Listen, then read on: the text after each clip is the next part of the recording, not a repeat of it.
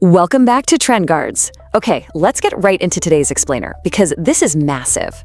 It is officially confirmed, after weeks of highly secretive government intervention and some seriously intense national security reviews, OpenAI's much-anticipated next-generation AI, the GPT-5.6 series, has been totally cleared for public release. We're going to peel back the layers on this secret regulatory standoff between Sam Altman's engineering core and the U.S. Department of Commerce. Our goal today is to cut through the noise, analyze exactly what happened behind closed doors, and figure out what it actually means for the global tech ecosystem now that the world's most powerful AI is hitting the wild. Let's dive in. So here's the absolute most critical, verified fact you need right out of the gate. On July 8th, 2026, OpenAI finally broke their silence. They dropped an official announcement on X declaring that the global release of the GPT-5.6 architecture is happening Thursday, July 9th, 2026. And to be clear, this is not a rumor, this is the official corporate statement. Investigative leaks, which have now been totally confirmed, show that after weeks of really rigorous state testing, the White House officially gave OpenAI the green light to deploy this globally. But the real story isn't just the launch itself. The real story is why the US government was so terrified to let it out in the first place, and what exactly convinced them to change their minds. Let's walk through this timeline, because honestly, it's pretty much unprecedented for a commercial piece of software to face this kind of state intervention. Back in mid-June of 2026, OpenAI synthesized the GPT-5.6 cluster, and what they demonstrated was, according to documentation, an unprecedented leap in recursive logic and autonomous software analysis. It was huge.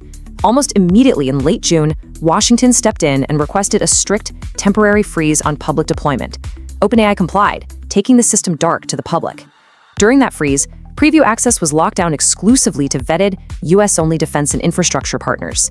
Then, after some really aggressive testing, on July 7th, the Trump administration and the Department of Commerce officially granted broad clearance.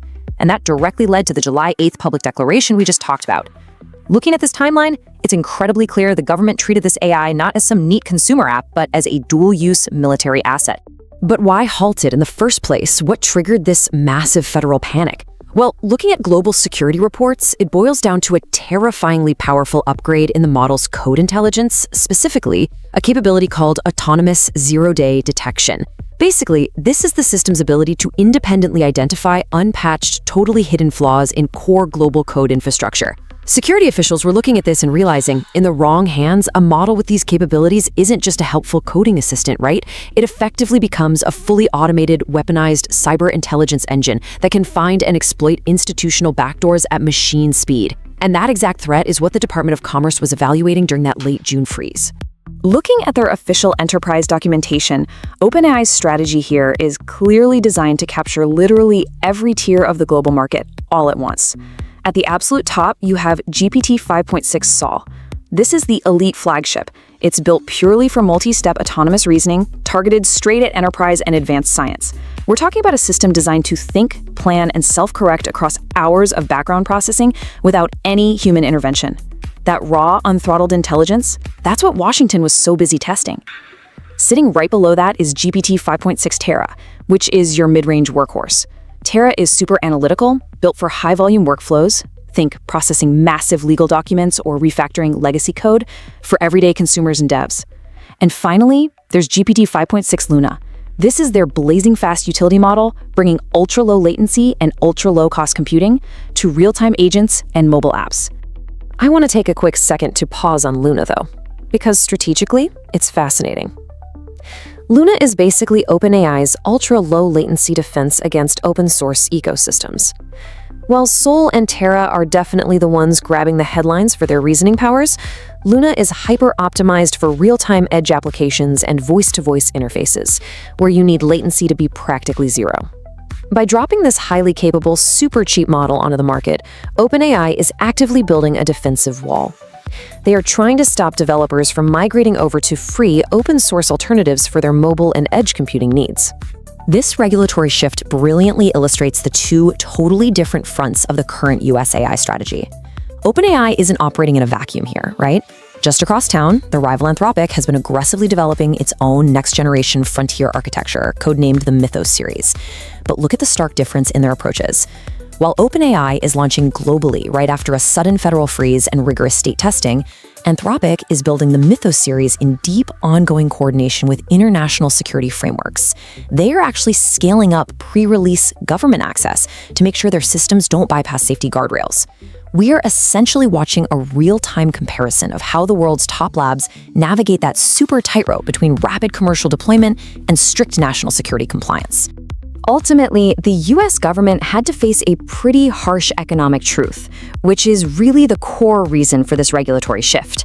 First off, holding back domestic tech champions like OpenAI for too long, it's just a massive economic and geopolitical risk. In the world today, computing dominance is the ultimate soft power. If Washington had strictly capped the release of GPT-5.6, they'd basically be handing the initiative straight over to international competitors or open source ecosystems that operate entirely outside of federal oversight.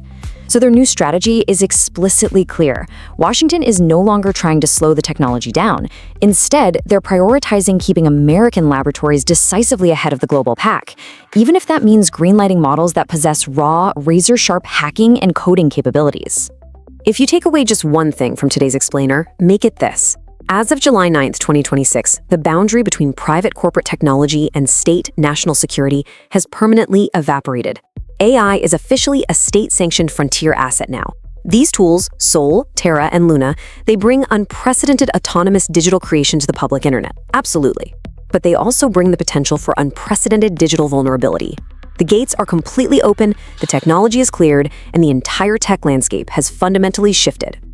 Which, leaves us with one final, pretty massive question. Did the government make the right call here by prioritizing computing dominance and clearing GPT-5.6 for a broad release? Or are we unleashing a level of autonomous code exploitation that the global internet is simply unprepared to handle? We strictly report the verified facts here at TrendGuards, but we really want to hear your analytical take on this. Drop your thoughts down in the comment section below. Make sure to hit that like button, subscribe to TrendGuards to stay at the absolute vanguard of this tech shift, and we will see you on the other side of the launch. Keep learning and stay focused. Thanks for watching. Don't forget to like, subscribe, and share. It really helps the channel grow. See you in the next video.